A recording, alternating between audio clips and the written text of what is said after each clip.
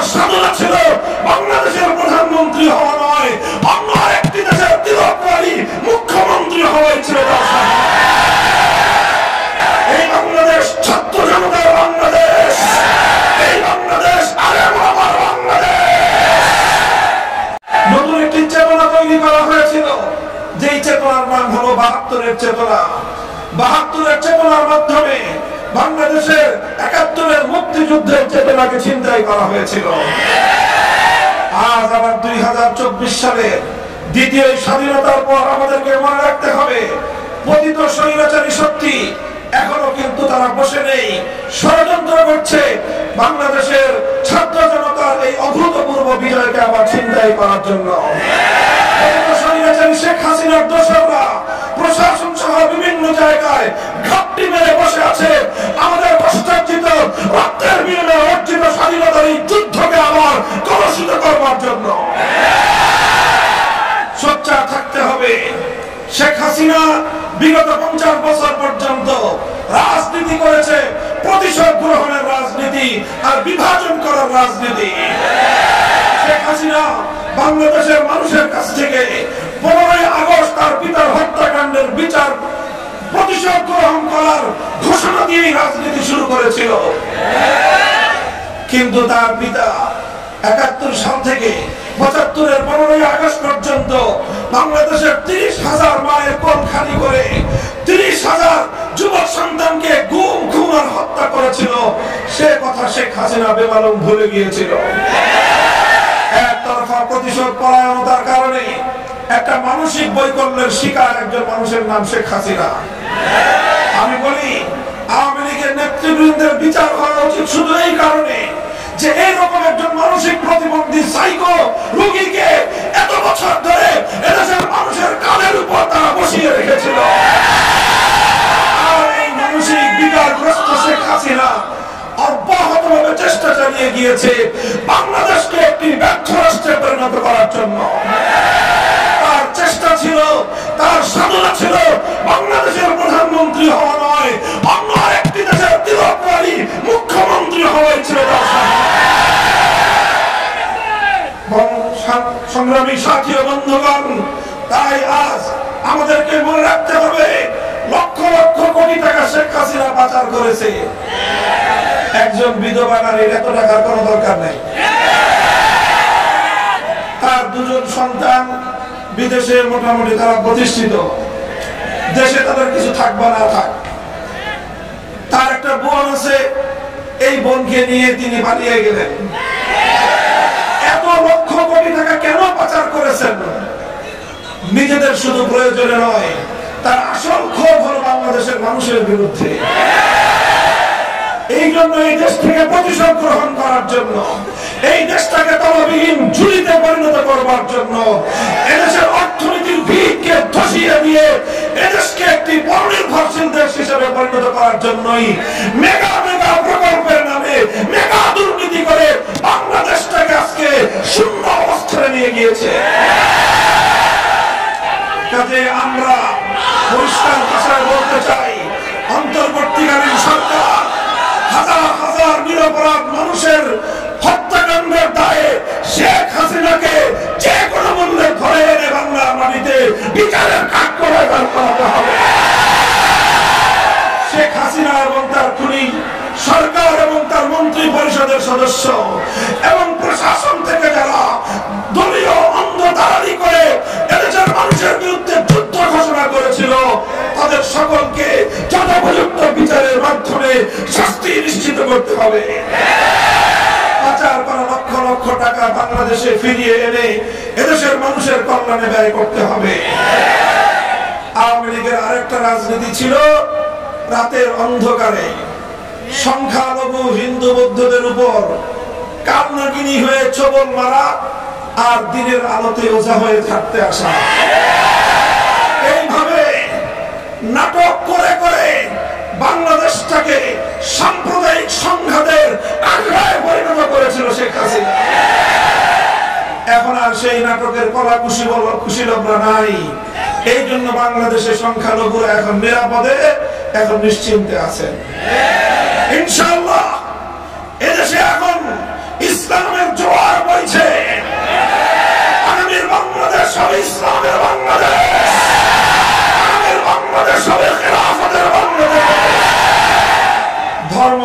ভিন্ন মত সবার জন্য খেলাফত। খেলাফতের ব্যবস্থায় হিন্দু সংখ্যালঘুরা, বৌদ্ধ খ্রিস্টান সংখ্যালঘুরা তাদের ধর্ম পালনের সম্পূর্ণ নিরাপত্তা ভোগ করবেন। তাদের ধর্মীয় উপাসনালয়গুলোর নিরাপত্তা নিশ্চিত করা হবে। সংখ্যালঘুদের বাসাবাড়ি এবং তাদের ব্যবসা প্রতিষ্ঠানগুলো নিরাপত্তা নিশ্চিত করতে হবে। এভাবে সকলে মিলেমিশে একটি সুন্দর বাংলাদেশ আমরা তৈরি করব ইনশাআল্লাহ। আর সেজন্য আমাদেরকে সজাগ থাকতে হবে। পতিত স্বৈরাচারী শক্তি বাংলাদেশ থেকে পালিয়ে গেছে। কোথায় গেছে?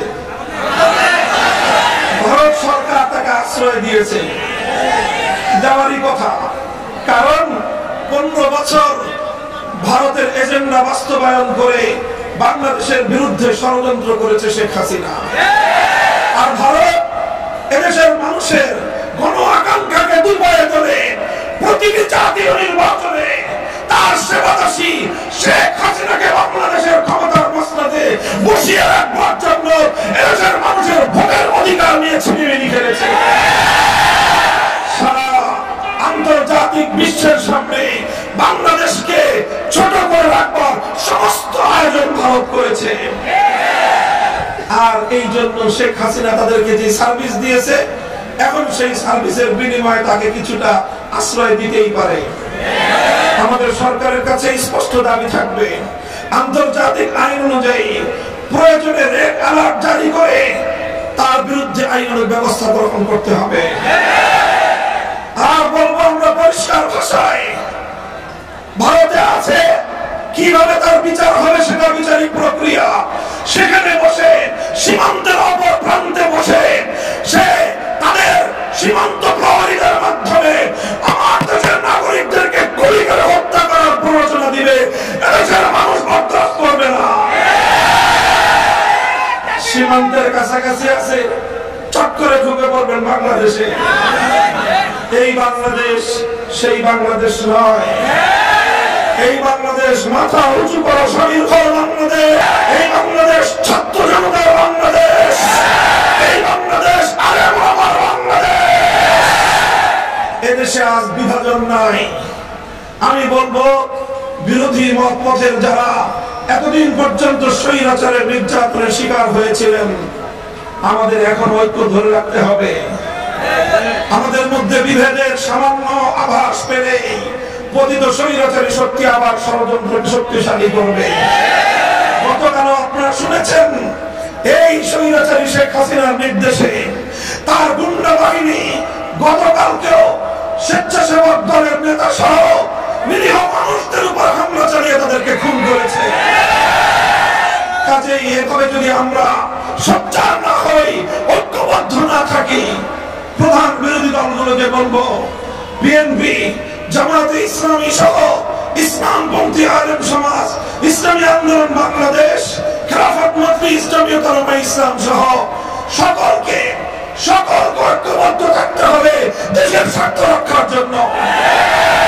মতবিরোধ থাকবে, মত পার্থক্য থাকবে, কিন্তু সেটা কখনোই যেন কোন নতুন স্বৈরাচার ফ্যাসিবাদকে অথবা পতিত স্বৈরাচারের জন্য বাংলাদেশের পথ উন্মুক্ত করে দিতে না পারে।